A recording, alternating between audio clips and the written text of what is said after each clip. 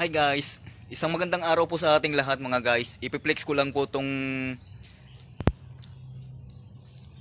puno ng saging namin dito sa compound mga guys. Napaka liit niya pero may bunga na siya mga guys. Tignan niyo oh. Ngayon mga guys oh, di ba?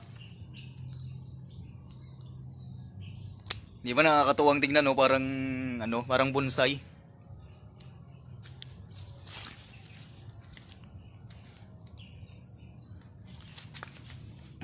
Yan.